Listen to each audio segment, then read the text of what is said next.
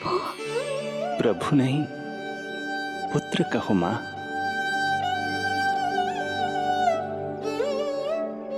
पुत्र, मेरा पुत्र, मेरा पुत्र।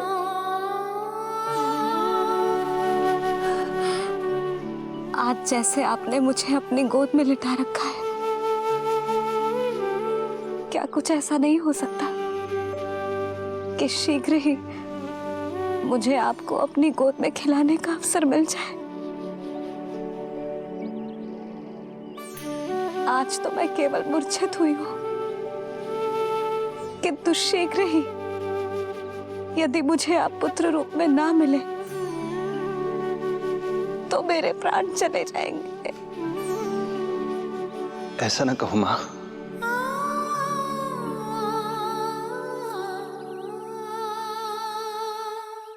माता देवकी को मैं पहले ही वचन दे चुका हूं, इसलिए विधि के विधान के अनुसार मुझे उन्हीं का पुत्र बनकर जन्म लेना होगा।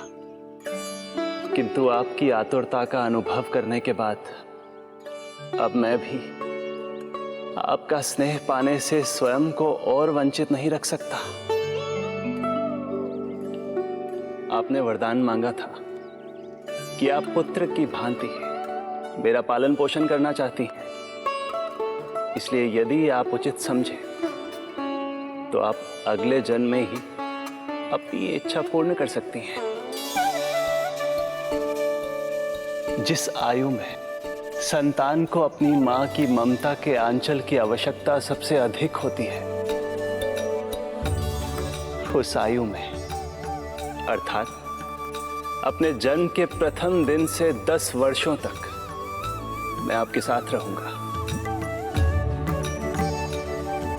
किंतु फिर मुझे अपनी जन्म देने वाली मां माता देवकी के पास लौटना होगा। ऐसा करने से मैं उन्हें दिया वचन भी निभा पाऊंगा और आपकी ममता का सौभाग्य भी प्राप्त कर पाऊंगा। यदि आपको स्वीकार हो तो। स्वीकार है, स्वीकार है प्रभु, सहर्ष स्वीकार है। एक माँ और पुत्र का नाता केवल उसके कोख से जन्म लेने से ही नहीं बनता, ये नाता तो ममता से बनता है, और मैं अपनी ममता आप पर न्यौछावर करने के लिए आतुर हूं। यशोमती मैया के नंद लाला, यशोमती मैया के नंद लाला, यशोमती मैया के नंद लाला, यशोमती मैया के नंद लाला।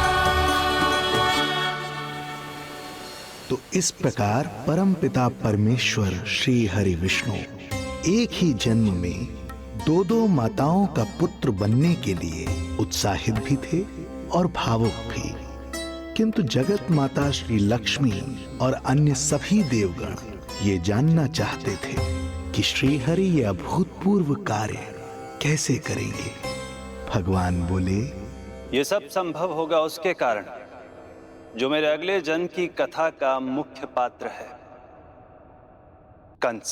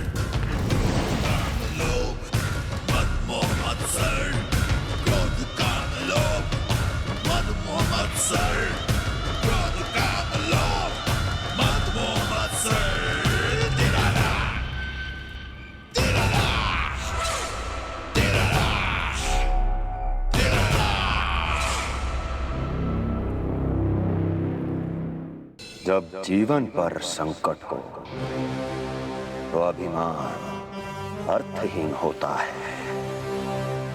जब प्राणों पर बनाए तो सम्मान स्वाभिमान सब निरर्थक होता है। इन व्यर्थ के मूल्यों को बीच में मत आने दो। और दया उसे तो बिल्कुल नहीं।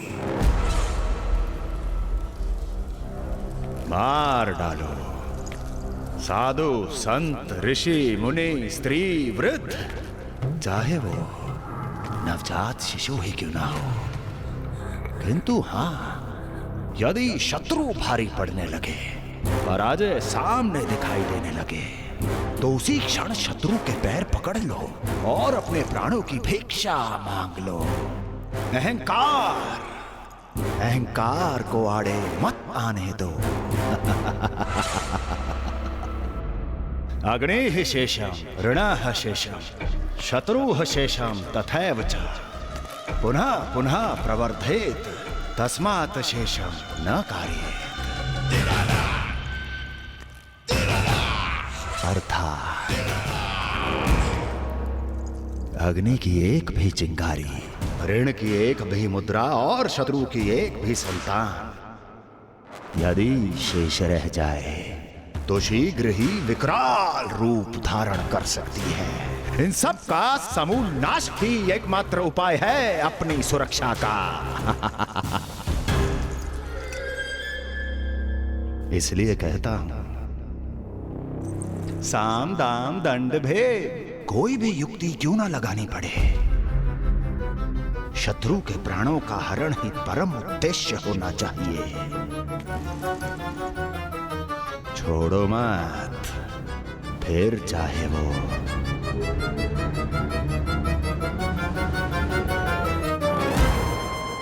विष्णु ही क्यों ना हो।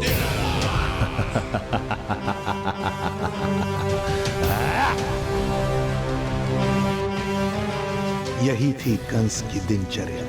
वो प्रतिदिन स्वयं को स्मरण कराता था कि स्वार्थ के लिए किसी भी सीमा को तोड़ने में कुछ अनुचित नहीं है। तभी तो राजगद्दी प्राप्त करने के लिए उसने अपने पिता महाराज उग्रसेन को भी नहीं छोड़ा था। पिताजी,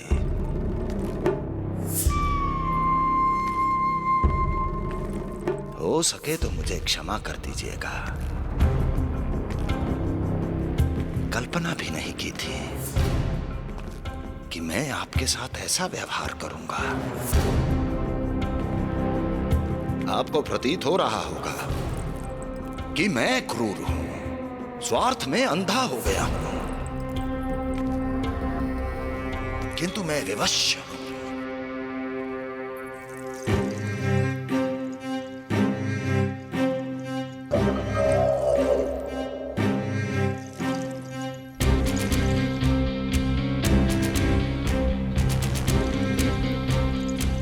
आज से सत्ता का ये भार अब मुझे उठाना पड़ेगा पिताजी,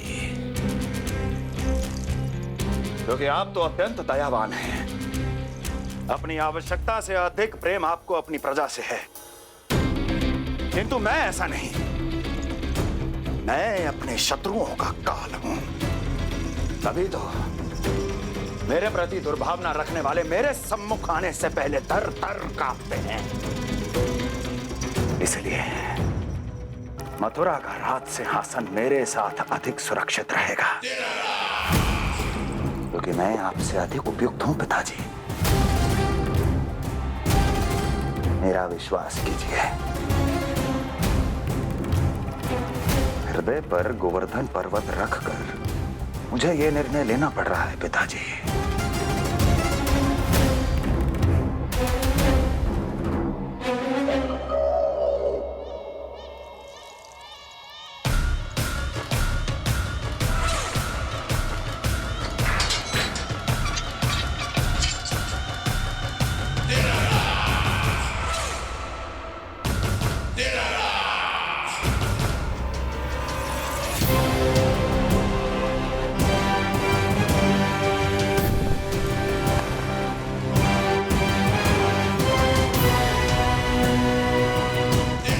अभी यमुना में फेंक देना।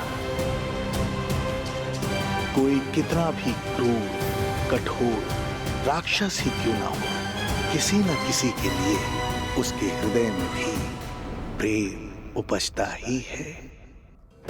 कंस भी इस नियम का अपवाद नहीं था। इस संसार में एक जीवात्मा ऐसी भी थी जिसे वो स्वयं से भी अधिक स्नेह करता था, और वो थी उसकी लाडली बहन देवकी।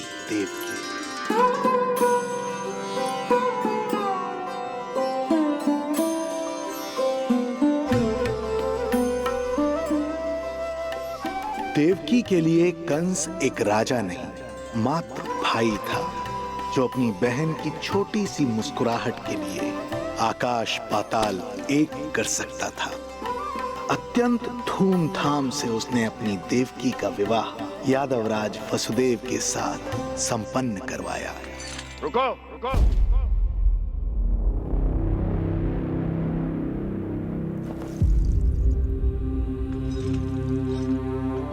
ये आप क्या कर रहे हैं? आप मथुरा नरेश हैं। नहीं कुंवर जी, आज मैं मात्र वो भाई हूं जो अपनी प्रिय बहन के साथ बस कुछ क्षण और व्यतीत करना चाहता है। कंस के हृदय में देवकी के लिए उमड़ता प्रेम का सागर तब अचानक सूख गया जब उसने ये आकाशवाणी सुनी।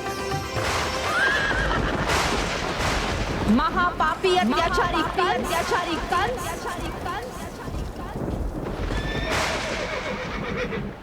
जिस देवकी को तू इतने प्रेम से ससुराल ले जा रहा है, वही तेरे अंत में सहायक होगी। तेरा काल तेरी प्रिय बहन के गर्भ से उसकी 8वीं संतान बनकर जन्म लेगा और तेरा विनाश करेगा।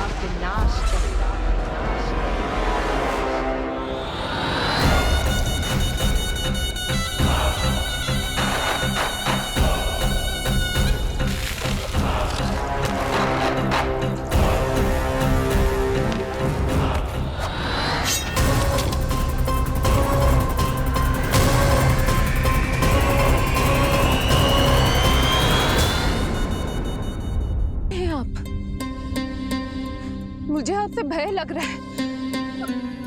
आप मेरे भैया नहीं हो सकते। सही कहा तूने। जो मेरे विनाश को जन्म दे, उस कुल घातिनी से मेरा कोई संबंध नहीं। महाराज, रक्त के संबंध क्रोध की अग्नि में मत झुलसाइए। जिस बहन को आपने बचपन से आज तक इतना प्रेम दिया, क्या वो आपके विरुद्ध किसी षड्यंत्र में सहायक हो सकती है? भला हमारी संतान आपका विनाश क्यों करेगी? अपनी नवविवाहित बहन पर कृपा कीजिए महाराज। अपने पुरुषार्थ से आपने कितने असुरों को युद्ध में पराजित किया है। आज वो सब दरबारी बनकर आपकी सेवा करते हैं। ये महापराक्रमी कंस, यदि वो मायावी असुर आपको हानि नहीं पहुंचा पाए, तो ये आपकी बहन आपका क्या बिगाड़ सकती है? दया कीजिए महाराज, दया कीजिए। आप बीच में मत पड़िए कुंवर जी। सुना नहीं क्या? इसकी 8वीं संतान मेरा वध करेगी। जब मां ही नहीं बचेगी, तो 8वीं संतान के जन्म का तो प्रश्न ही नहीं उठता। यदि ऐसा है तो आप मुझे मार दीजिए। जब मैं ही जीवित नहीं रहूंगा, तो देवकी की संतान होने की संभावना ही समाप्त हो जाएगी। अपने बहनोई की हत्या का पाप मैं नहीं कर सकता। और बहन की हत्या का पाप कर सकते हैं? जिसे जीवन भर प्रेम दिया है, उसके प्राण लेने का अधिकार है मुझे। प्रिय भैया, यदि आपको इस विषय में इतना संदेह है, तो आप हमारी 8वीं संतान के प्राण ले लीजिएगा। बल्कि 8वीं संतान ही क्यों, उसका जन्म होने तक हमारी सभी संतानों का वध आप स्वयं अपने हाथों से कर लीजिए। स्वामी, हे मथुराधिपति, मेरी पत्नी को प्राण दान दे दीजिए। मैं महाराज शूरसेन का पुत्र वसुदेव आपको वचन देता हूं, अपनी 8 संतानों को जन्म लेते ही स्वयं आपके सामने प्रस्तुत करूंगा। अपनी 8 संतानों को जन्म लेते ही स्वयं आपके सामने प्रस्तुत करूंगा।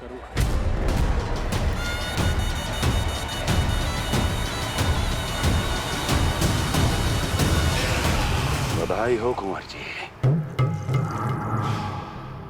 अपनी पत्नी के प्राण बचाने में आप सफल हुए, किंतु आपकी संतानें इतनी भाग्यशाली नहीं होंगी। वचन स्मरण रहे।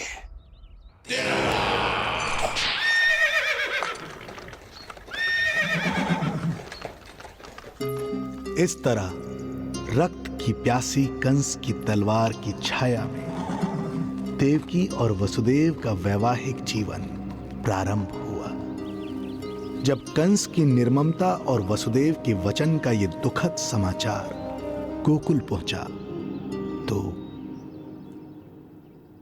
हे नारायण, अर्थात राजा वसुदेव यदि कंस के सामने गिड़गिड़ाते नहीं तो रानी देवकी के प्राण चले जाते।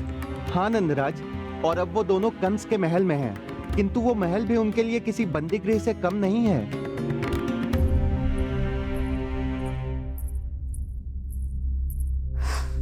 एक भाई अपनी बहन के साथ ऐसा करने की सोच भी कैसे सकता है? मेरा बस चले तो उस दुष्ट कंस को मटके में डाल के ऐसे घोंट के रख दूं जैसे मलाई घोट के माखन निकाला जाता है।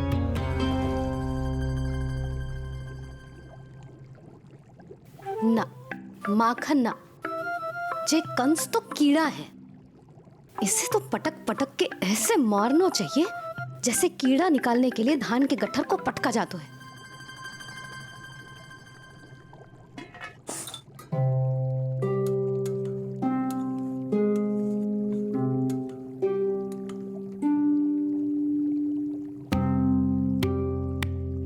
किंतु जब रोहिणी जिज्जी को पता चलेगा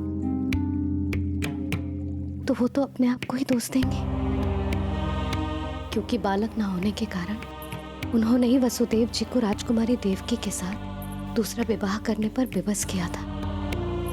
हे ईश्वर,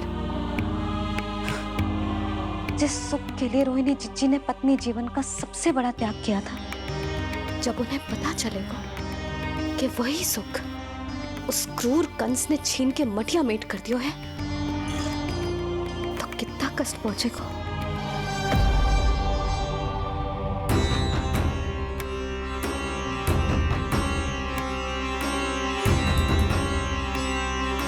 रोहिणी जीजी,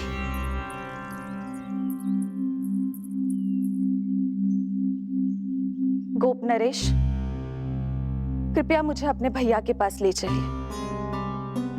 संकट के समय मुझे उनके साथ होना चाहिए। किंतु भाभी, पता चलो है वसुदेव भैया और देवकी भाभी कंस के महल में कड़े पहरे में रखे गए। पति पत्नी एक दूसरे का संबल होते हैं। कंस का पहरा कितना भी कष्टदायक क्यों ना हो, इस समय उन्हें और बहन देवकी को मेरी आवश्यकता है।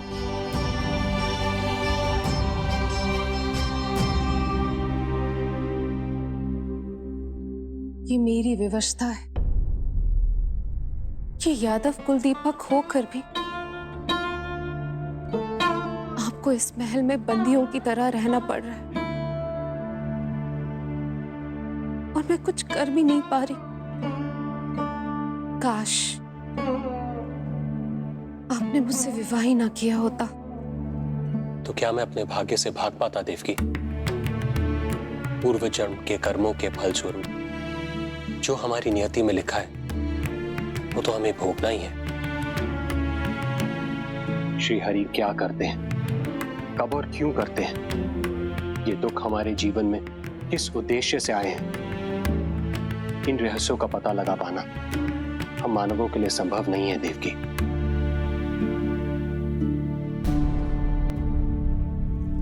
तो फिर चलिए यहाँ से भाग चलते हैं, कहीं ऐसे स्थान पर जहाँ भैया की छाया भी हम पर ना पड़ सके। नहीं प्रिय, कंस के गुप्तचरों की दृष्टि हम पर अवश्य होगी, और मैं ऐसा कोई कार्य नहीं कर सकता जिससे तुम्हारे जीवन पर कोई संकट आए। और मैंने उन्हें अपनी सभी संतानों को सौंपने का वचन भी दिया है। अपना वचन मेरे लिए प्राणों से भी अधिक महत्वपूर्ण है देवकी।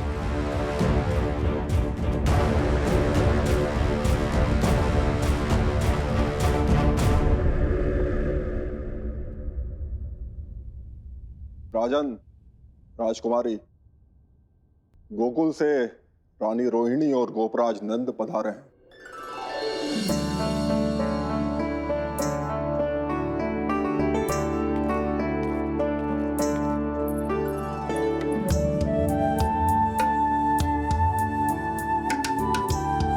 स्वामी,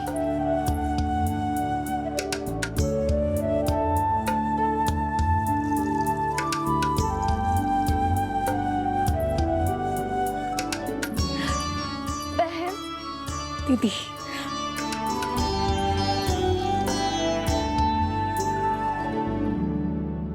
भाई नंद, जो आप हमारे लिए कर रहे हैं उसके लिए धन्यवाद शब्द बहुत छोटा है। मैं अपने भाग्य को स्वीकार कर चुका हूं। यदि यही श्री नारायण की इच्छा है तो यही सही।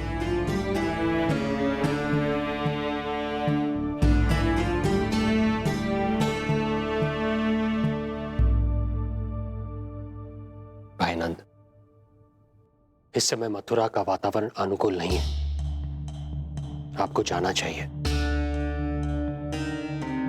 यशोदा भाभी भी चिंतित हो रही होंगी, उनसे कहिएगा हम यहां सुरक्षित हैं अभी तक।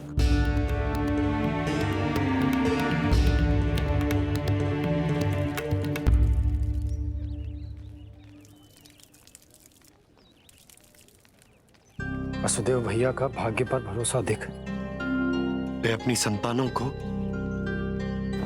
कंस को अवश्य सौंपेंगे।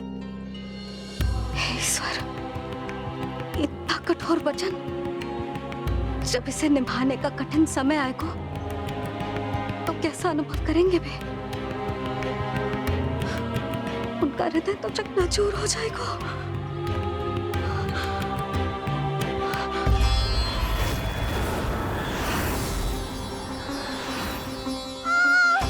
सब्र से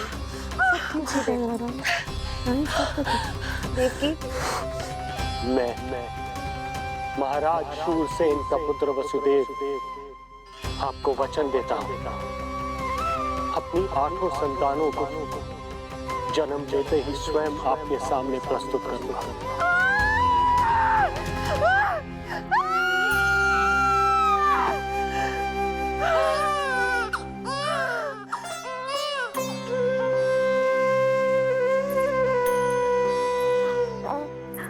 बधाई हो स्वामी, आपको पुत्र रत्न प्राप्त हुआ है।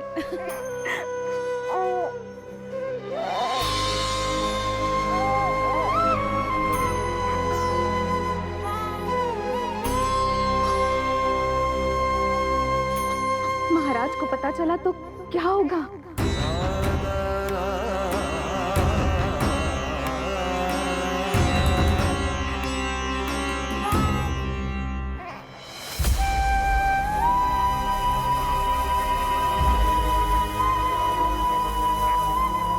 अपने पुत्र को इन हाथों में थामना।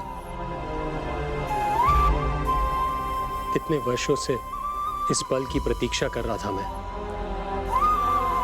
और आज जब यह पल आया है, मेरी आंखों में दुख के आंसू हैं। एक पिता जब प्रथम बार अपनी संतान को गोद में उठाता है तो सबसे पहले यह सोचता है कि उसे क्या नाम दूं, उसका सुनहरा भविष्य कैसे सुनिश्चित करे, किंतु मैं वो भाग्यहीन पिता हूं जो अपने पुत्र का भविष्य मृत्यु के अंधकार में डुबोने जा रहा है। मैं इसे नाम देकर क्या करूंगा?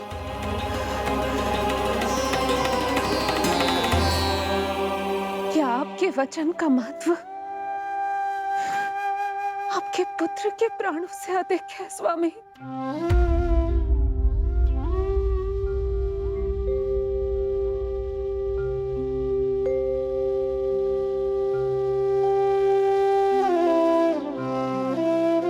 श्री नारायण का दूसरा नाम सत्य होता है देवकी। तुम ही कहो, मैं श्री नारायण से विमुख कैसे हो जाऊं? मुझे अपना वचन निभाना ही होगा। हृदय के टुकड़े टुकड़े क्यों ना हो जाए, मुझे इसे कंस तक ले जाना ही होगा।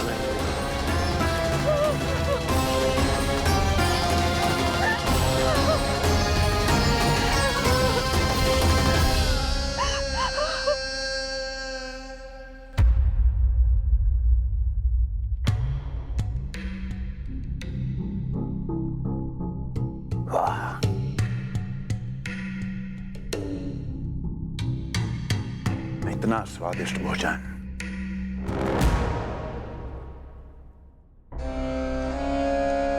किसी विशेष इच्छा की पूर्ति के लिए मुझे सम्मोहित तो नहीं करना चाहती?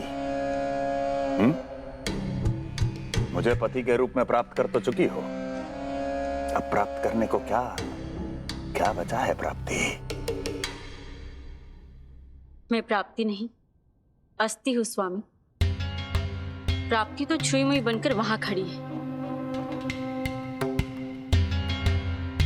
आप सदैव अपने विषय में ही सोचते हैं, कभी मेरे ओर भी निहारा कीजिए, तभी तो मेरा नाम सही से स्मरण होगा आपको। मैं अपने विषय में ही सोचता हूं, तभी तो दसों दिशाओं में मेरे नाम का डंका बजता है, मेरे साम्राज्य का विस्तार होता है, तभी तो मेरा अस्तित्व है। अस्थि स्मरण रहे, तुम हो क्योंकि मैं हूं।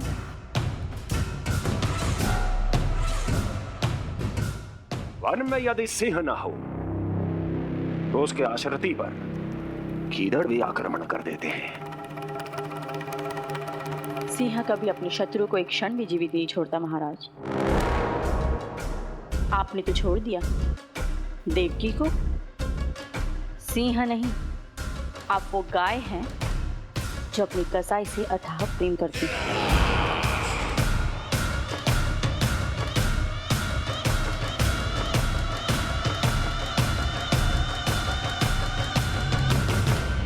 सभी संतानों को जन्म लेते ही मेरे पास लेकर आएगा, ये वचन दिया है वसुदेव ने मुझे। तो फिर आया क्यों नहीं महाराज? प्रथम शिशु का जन्म तो हो चुका है।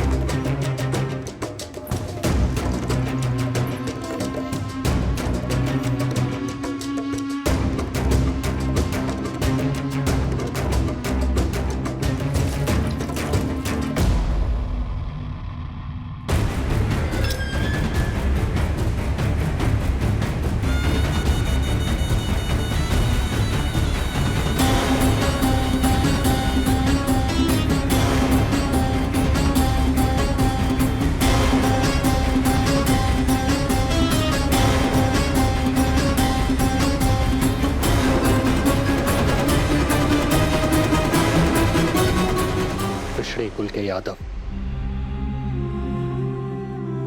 अपना वचन मिथ्या नहीं होने देते महाराज।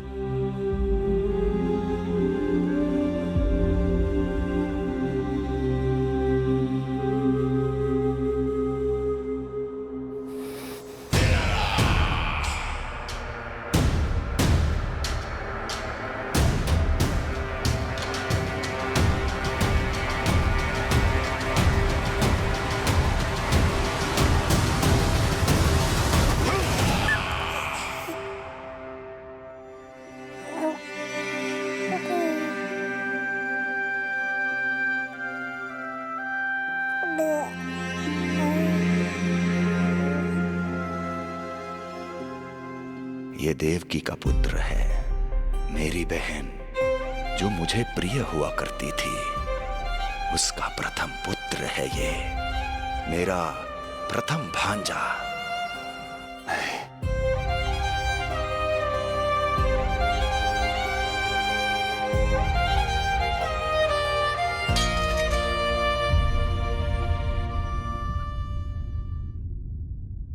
इसे वापस ले जाइए कुंवर जी।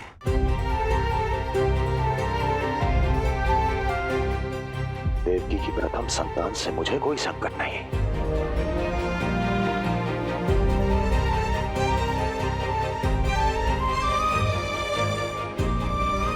और आपको क्या लगता है कुंवर जी कि मैं कोई राक्षस हूं क्या?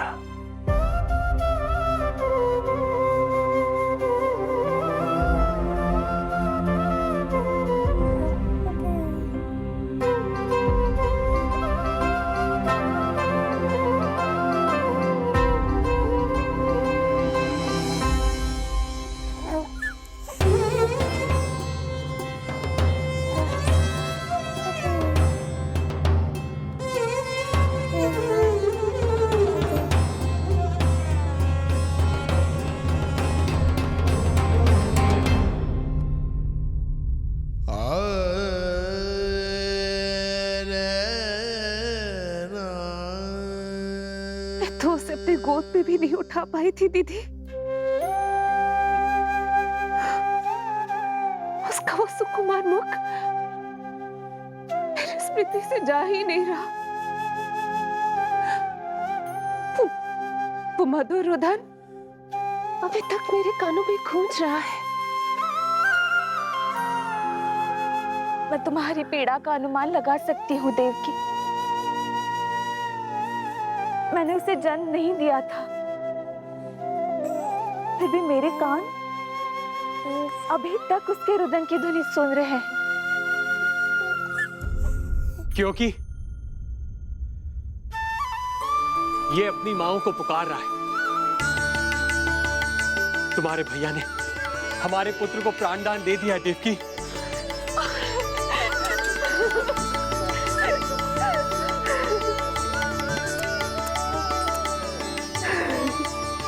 स्वामी, अब अपने पुत्र का नामकरण कीजिए।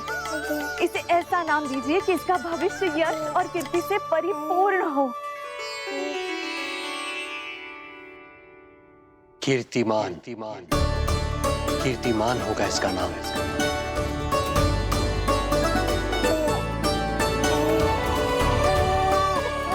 कीर्तिमान।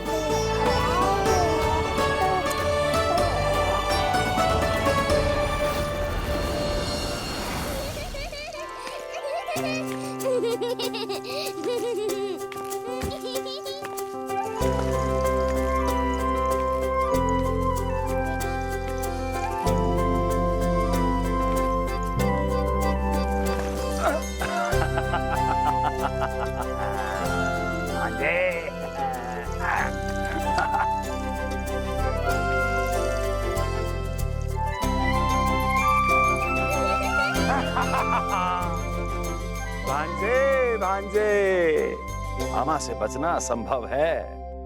मामा जी, आपकी भुजाओं में कितना बल है, मुझे पीड़ा हो रही है। मेरा दूसरा हाथ पकड़ लीजिए। तुझे पीड़ा हो रही है? ये ले।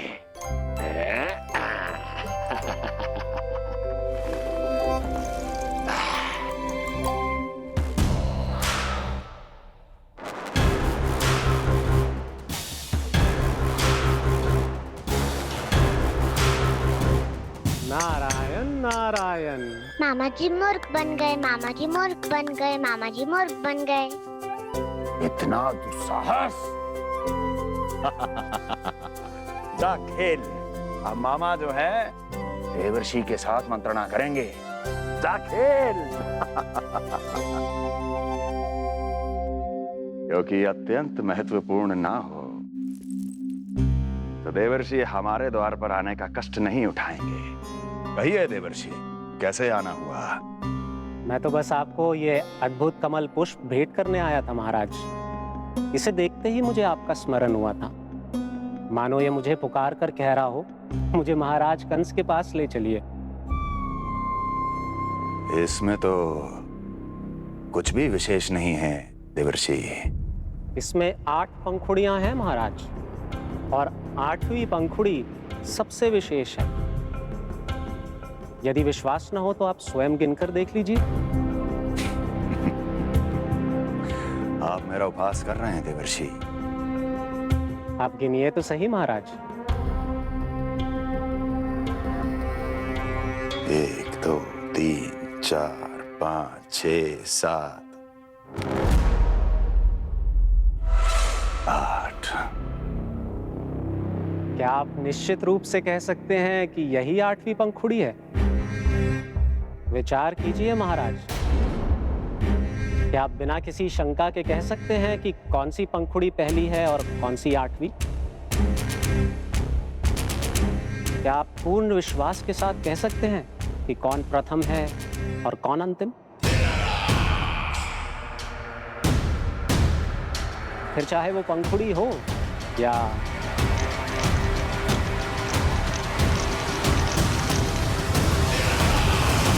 सावधान करने के लिए धन्यवाद देवर्षि। कंस के साथ धोखा करने वाले को अति भीषण दंड मिलेगा। भविष्य में ऐसी कल्पना मात्र से ही मेरे शत्रु भय से कांप उठेंगे। मथुरा नरेश, मैं तो मात्र पंखुड़ियों की बात कर रहा था। यदि आपने कुछ और समझ लिया है तो उसका उत्तरदायित्व मेरा नहीं है। नारायण नारायण।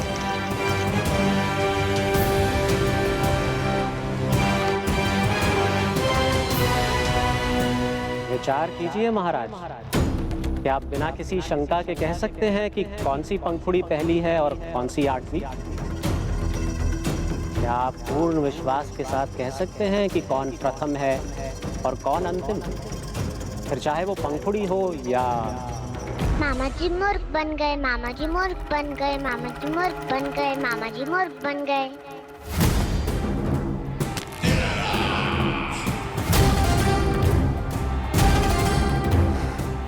कंस को कोई मूर्ख नहीं बना सकता। कीर्तिमान। जी मामा जी। क्रोध काम लोभ मद मोह मत्सर, क्रोध काम लोभ मद मोह मत्सर, क्रोध काम लोभ। मामा जी मुझे दर्द हो रहा है। काम लोभ मद मोह मत्सर, क्रोध काम लोभ मद मोह मत्सर। स्वामी, ये कीर्तिमान के लिए कैसा लग रहा है? ये लीजिए स्वामी।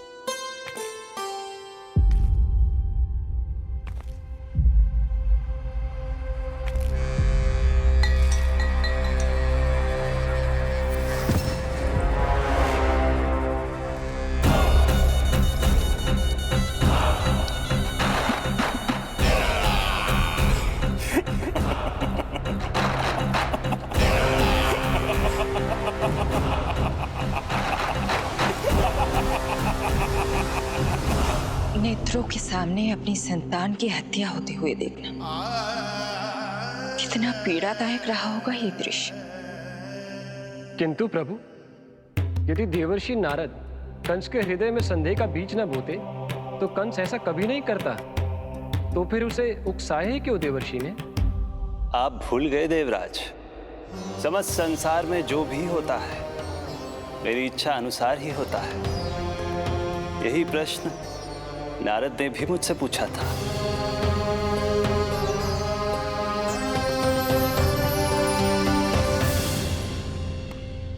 नारायण नारायण।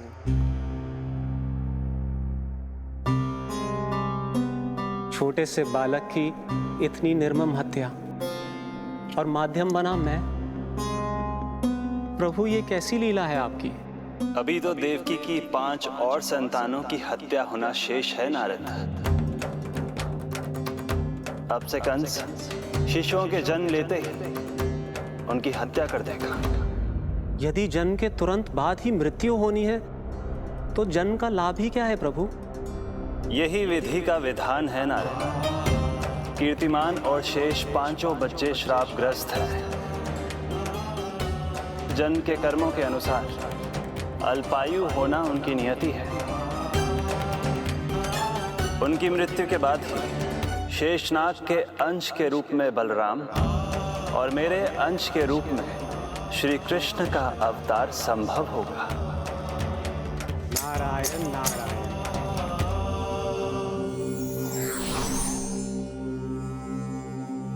देवकी के पुत्र एक के बाद एक जन्म लेते रहे और उनकी हत्या कर कंस अपने पापों की संख्या में वृद्धि करता रहा। नहीं! मत मारो! मेरा पुत्र! मेरा पुत्र!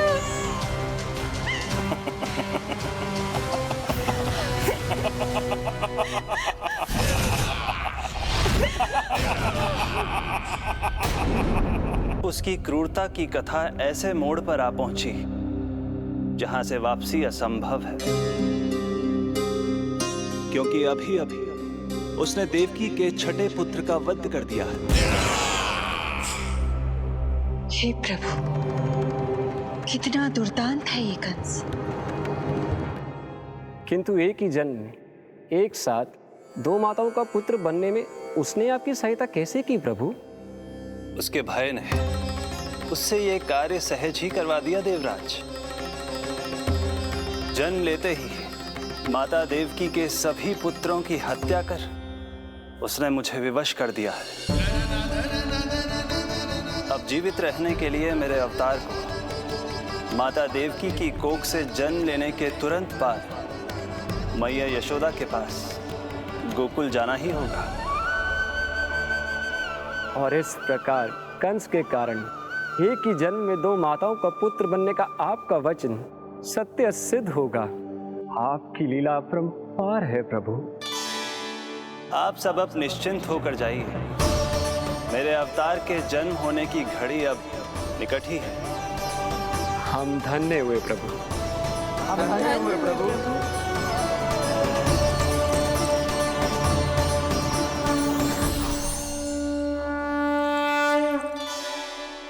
मुझे तो अभी से मैया यशोदा के साथ आपको खेलते हुए देखने की उत्सुकता हो रही है। उनकी प्रवृत्ति कितनी निराली है। क्रोध ना करूं तो क्या करूं? देखिए इसकी सतानी, फिर चला गया सुलक्षणा के बगीचे में फूल खाने। और आपको तो पता है ना सुलक्षणा का, इतनी सी त्रुटि हो जाए पूरे गांव में बखान करने में कोई कमी ना रखती। और जे की अरे जब ग्वालिनों को पता चलेगा तो क्या कहेंगी? यही ना कि जसोदा अपने बच्चे को खाना ना देती, भूखा रखे है। सुनो जी, मैं तो कहती हूँ अब ब्याह करा देते इसका। अब वो ही ध्यान रखेगी इसका। केवल पत्नी सुधार सकती है तुझे। तुम इसके बारे में बात कर रही हो कि मेरे बारे में? नहीं, वैसे सारे गोकुल वाले यही कहते हैं कि हमारे घर पर तुम्हारा ही राज चलता है। हे नारायण, ये परिहास की बात है क्या? मैं इतना दबा के रखती हूँ क्या आपको? यशोदा, हास की बात थी। रामू के कारण मुंह से निकल गई। तुझसे तो मैं बात ही ना करूंगी। कर अपने मन की।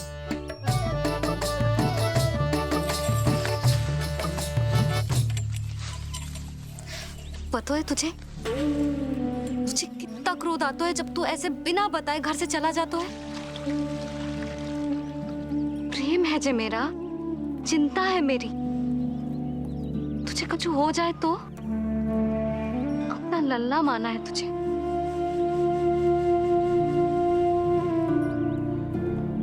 मेरे भाग्य में तो मां बनना लिखो ही ना है।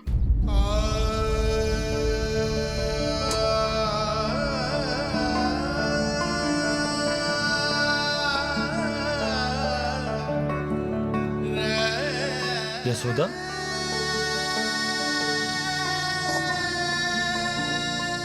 आपको पता है, जब मैं छोटी थी इसके जैसी चंचल थी।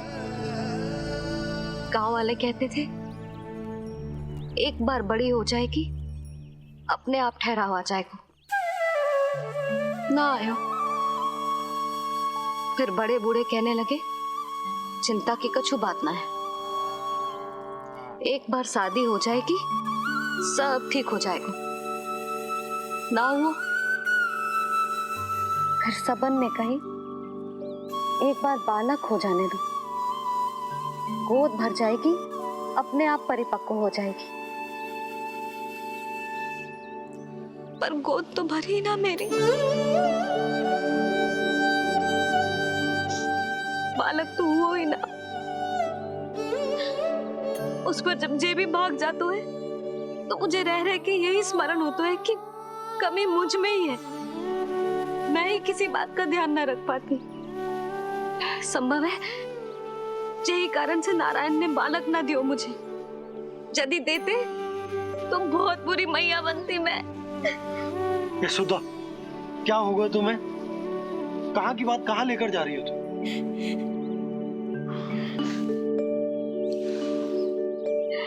बालक अवश्य होगा हमें, और बहुत अच्छी मैया बनोगी तुम। बस नारायण सही समय की प्रतीक्षा कर रहे हैं। मेरी तो ना सुन रहे बे। आप ही कह दियो उनसे, अब और प्रतीक्षा ना होगी मुझसे।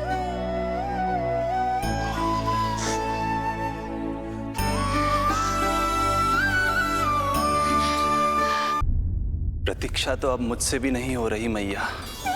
तो फिर मैया की इच्छा पूरी कीजिए प्रभु। जिस क्षण की प्रतीक्षा मुझे इतने वर्षों से थी, बस अब वो निकट है। किंतु प्रभु, आपको तो माता देवकी का 8वां पुत्र बनकर जन्म लेना है, तो फिर 7वां पुत्र? धीरज रखिए, धीरज। आपको तो ज्ञात ही है, मेरे यहां देर है, अंधेर नहीं। मैं यहाँ तुम दोनों पर आश्रित हूँ यशोदा। भोजन, सुरक्षा, परिवार का अपनापन सब कुछ दिया है तुमने मुझे।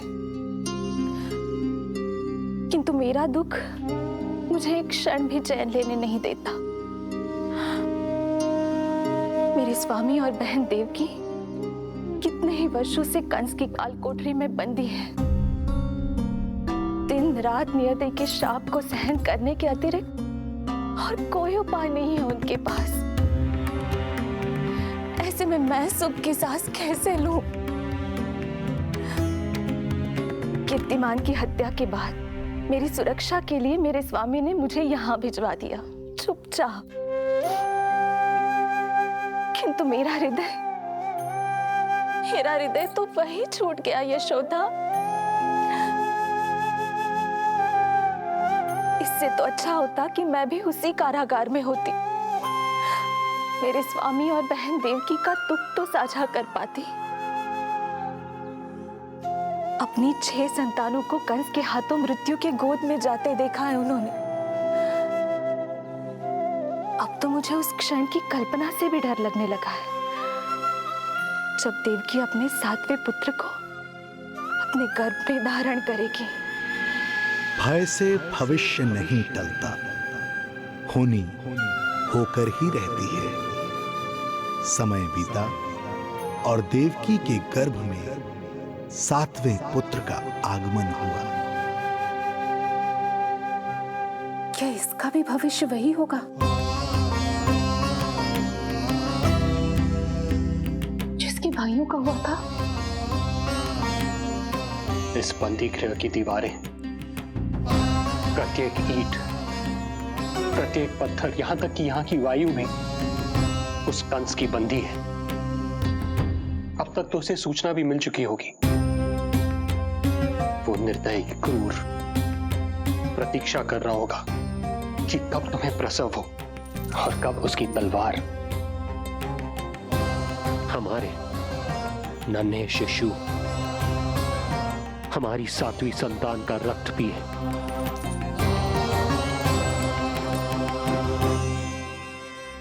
दुर्जन, तुम देवकी की काल कोठरी के बाहर स्वयं उपस्थित रहोगे, प्रत्येक पल 8 प्रहर। जैसे ही शिशु पहली श्वास ले, तुम मुझे सूचित करोगे। अवश्य महाराज, आज्ञा दें।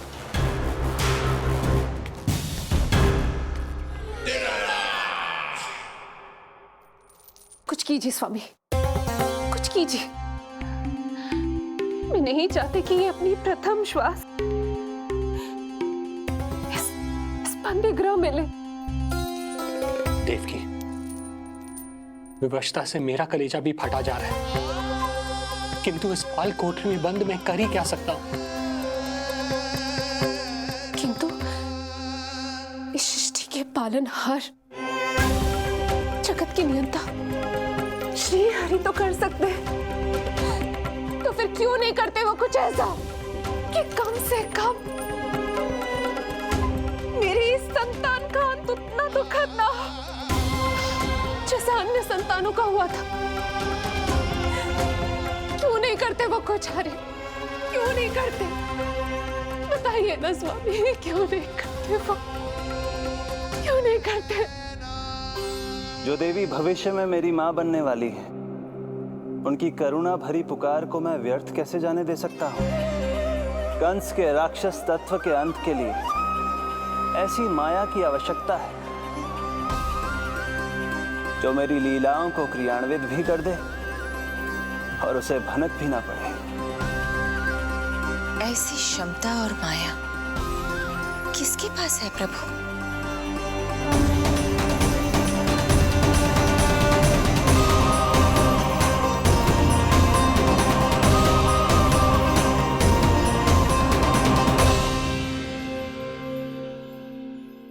ओम नमो आकर्षणी ज्वाला मालिनी, ओम नमो भगवती क्लेशनाशिनी।